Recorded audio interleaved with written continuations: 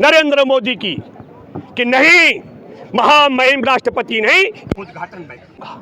हमारे देश का कानून कहता है, पास्को एक्ट के तहत 2019 में संशोधन करने के बाद सजाए मौत का जिस पर बुक है हमारे देश का ब्रजभूषण शरण सिंह। कानून कहता है ब्रजभूषण शरण सिंह को गिरफ्तार होना चाहिए पास्को के तहत। कानून कहता है कि बलात्कार के मामले में गिरफ्तार हो जाना चाहिए।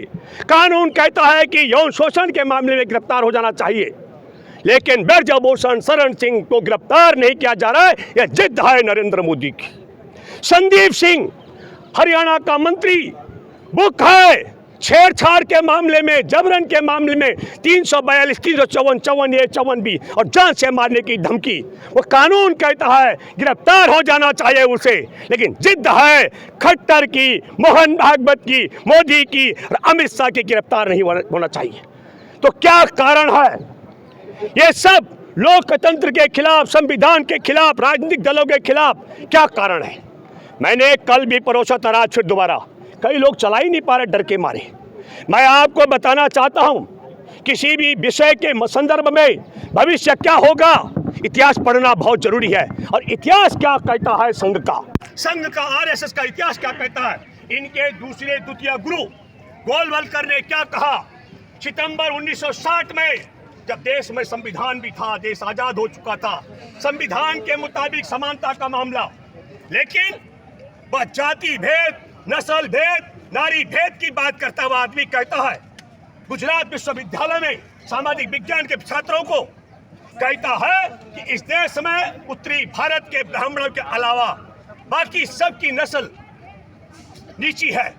उस नस्ल को सुधारने के लिए ब्राह्मणों के साथ में क्रॉस ब्रीडिंग होना चाहिए। और तब मैं ये कहना चाहता हूं, यही जिद है नरेंद्र मोदी की।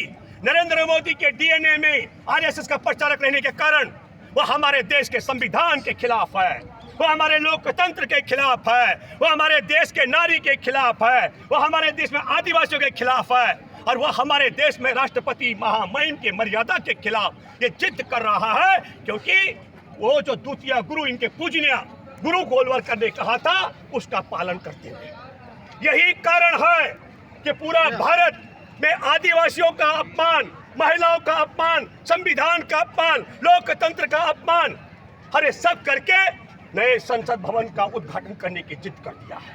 और यही कारण है 1 महीने से ज्यादा मेडल विजेता यहाँ पर विनेश फोगाट, साक्षी मलिक, बजरंग पुनिया और तमाम पहलवान डटे हुए, आप सब लोग भी देश भर से आकर के खड़े हो रहे हैं। और ब्रजभूषण शरण सिंह पर यौन शोषण पास्को 2019 में संशोधन होने के बाद जिसमें सजाए मौत होनी है उसे, हर बलात्कार का मुकदमा दर्ज है। पर जिद है क्योंकि ये ब्राह्मणों की बेटियां नहीं है, राष्ट्रपति ब्राह्मण नहीं है, इसलिए उद्घाटन नहीं होगा। ये नस्ल भेद का भी मामला है, ये जाति भेद का मामला भी है, और ये रंग भेद का भी मामला है। ये तमाम चीजें हैं, इतने अपराध कर रहा है नरेंद्र मोदी।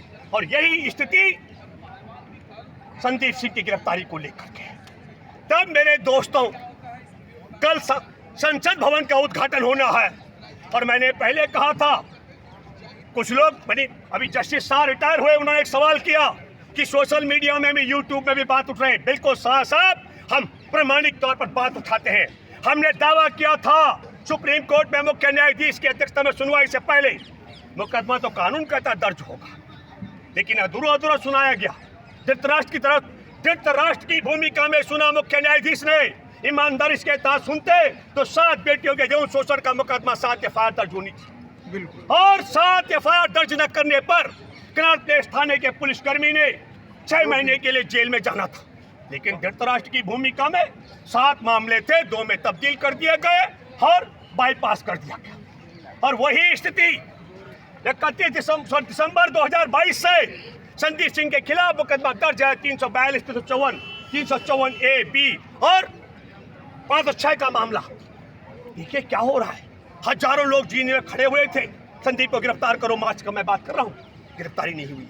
खटकर टोल में हजारों हजार की संख्या में कल देश भर के लाखों किसान दिल्ली आ रहे हैं। पता लग रहा है कि सीमाएं सील कर दिए। इन्होंने चाहे सीमाएं सील कर दी हो, जो मर्जी कर दे, लेकिन एक बात तय है, कल अगर भारत की लाखों महिलाओं को पंचायत के लिए नए संसद भवन के प्रांगण में नहीं पहुंचने दिया, तो मैं आप सबों से अपील करता हूं, हमारे देश में लोकतंत्र का, संविधान का, महाराष्ट्रपति के पद का, आदिवासी महिला होने का और इन सब का अपमान करने के दंड में, यौन शोषण बलात्कारी को बचाने के दंड में और छेड़छाड़ करने वाले, जान से मारने की धमकी देने वाले संदीप सिंह के मसले पर मैं आप सब देशवासियों से अनुरोध करता हूं, कल ये अग्नि परीक्षा है, नरेंद्र मोदी को भी वक्त है, सद्बुद्धि आनी चाहिए, अपनी जिद से पीछे हटे, बलात्कारी यौन शोषण करने वाले पास्को के तहत बुक ब्रजभूषण को जेल में डाली, संदीप सिंह को जेल में डलवाए खट्टर सरकार और महामहिम राष्ट्रपति को उद्घाटन करने दे नरेंद्र मोदी, अन्यथा मैं आप सबसे अपील करता हूं, यह हमारे देश के लोकतंत्र, संविधान, महिला, नारी, आदिवासी, हमारे देश की तमाम व्यवस्थाओं का अपमान करने का दंड भाजपा और नरेंद्र मोदी और इनके आरएसएस को आपको सिखाना पड़ेगा। और उसका तरीका यह है, अगर हमारे भारत की माँ बहनें कल पहलवान बेटियों के पक्ष में पंचायत करने के लिए संसद भवन के प्रांगण में नहीं पहुंच पाती है, तो भाजपा का एक भी, आरएसएस का एक भी कार्यकर्ता आपकी गांव और चौखटों से, आपकी कॉलोनी और कस्बों से नहीं गुजरना चाहे, यह प्रतिज्ञा आप सबको करनी चाहिए। यह मैं आपसे अपील करता हूं, ताकि हमारे देश में राष्ट्रपति के अपमान का बदला ले सके, हम अपने देश का लोकतंत्र का, संविधान के अपमान का, आदिवासी का अपमान का, महिला के अपमान का, बेटियों के ये शोषण के अपमान का, हर छेड़छाड़ के मामले का बदला ले सके। उसका एक ही तरीका है, लोकतंत्र में गिव एंड टेक होता है। अगर मोदी सरकार कल अहिंसक तरीके से हम सब लोगों को जाने देती है, मैं स्वयं आज ही डट रहा हूँ आपके माध्यम से, क्योंकि मुझे लगता है मेरे को हाउस अरेस्ट कर देंगे। मैं पूरी तैयारी के साथ आया और जहाँ तक मेरी बात पहुँच रही है, ज़्यादा से ज़्यादा संख्या में लोग रात को पहुँच जाए, अपना पानी की बोतल और जो भी सूखी रोटी लेकर के पहुँचे यहाँ। मैं ये अपील कर रहा हूँ आप सबों से, और आपसे भी अपील करता हूँ। सर कहाँ से आए आप? मैं भूपेंद्र डावत हूँ, सामाजिक आंदोलन से हूँ, भारतीय किसान मजदूर संगठन का राष्ट्रीय प्रवक्ता हूँ, जनसंघर्ष वाहिनी का संयोजक हूँ।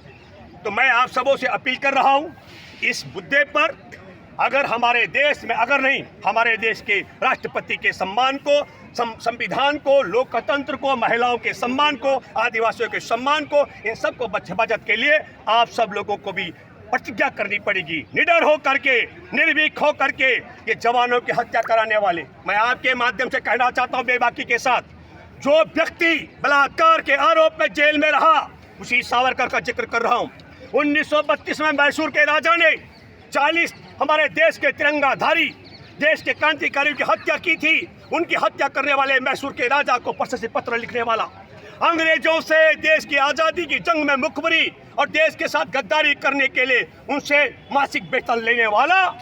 और मैं आपके माध्यम से कहना चाहता हूं कि ऐसे देश के गद्दार को, ऐसे बलात्कार के आरोप में जेल में रह चुके, और एक भी, मैं आपके माध्यम से कहना चाहता हूं, मैं ही नहीं, चंद्रशेखर आजाद तो उसे हरामखोर तक कहते थे। इसलिए मैं कहना चाहता हूं, ये न केवल जो मैंने पहले परोसा, बल्कि हमारे नई संसद भवन का उद्घाटन भी, ये नई संसद भवन को चाय बेच करके पैसा नहीं जुटाया है, हमारे देश की जनता का एक एक खून पसीने के पैसे जो टैक्स गया है उससे बनकर आया है।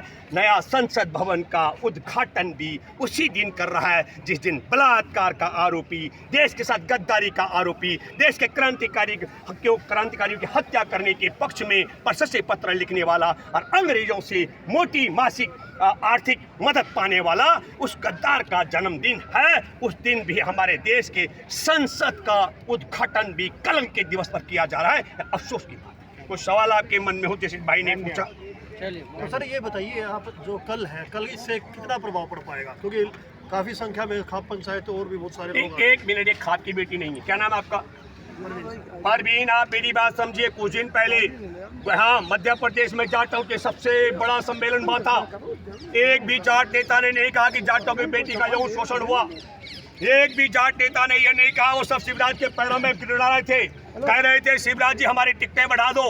मैंने कहा यह देश की बेटियों का मामला है, ये खाप के प्रधान खड़े हैं, अच्छी बात है, देश की बेटियां हैं, ये तमाम किसान खड़े, किसान संगठन, सामाजिक संगठन, राजनीतिक संगठन भी खड़े। जाट की बेटी का तो जिक्र आप कर रहे हैं, मैंने नहीं कहा। जब आपने खाप ही कहने, आपने छोटा सीमित किया। तो खाप सर, खाप तो सहयोग कर ही रही है सर, ये बोलना चाहिए। खाप और तमाम पूरा भारत कर रहा है, पूरे भारत कर रहा है। मैं इसलिए कह रहा हूँ, मैं ये कह रहा हूँ, इसलिए कह रहा हूँ। मैंने कहा ये देश की बेटियां, मैं सैल्यूट, पूरा तो कर लो, मैं सैल्यूट कर रहा हूँ उन खापों के प्रधानों को जिन्होंने साहस किया, खुल के मैदान में आने का, और तमाम देश के जन संगठन राजनीतिक दल जो आ रहे हैं खुला समर्थन करने के लिए, उनका मैं हार्दिक बधाई देना चाहता हूं, उनका शुक्रिया अदा करता हूं। एक बात कहना चाहता हूं, इन्होंने देश के अंदर जितने भी दंगे, फसाद, मॉब लिंचिंग, हत्याएं की हैं, वो सब की सब इन्होंने देश के नायकों के जन्मदिन और उनके अंतिम दिन पर की हैं। इन्होंने कभी भी देश के साथ गद्दारी करने वालों के जन्मदिन पर और मरण दिन पर कोई भी दंगा, फसाद, मॉब लिंचिंग नहीं किया। मैं दावे के साथ मैं कह सकता हूँ, संघियों की ताकत नहीं है कल हमारे सीनों पर गोली दाग दे, क्योंकि इनका जो आका है देश का गद्दार, उसका जन्मदिन है, कल उसे कलंकित नहीं करना चाहेंगे। सब लोग निडर होकर के आए, आप सबका जोरदार। महिलाओं को बागडोर सौंप दी गई है, तो महिलाओं की भी सुनेंगे नरेंद्र मोदी की सरकार, जो बीजेपी सरकार। नहीं, देखिए आपने जो कहा, परवीन अगर नहीं सुनेगी, आधी आबादी का अपमान कर रहा है।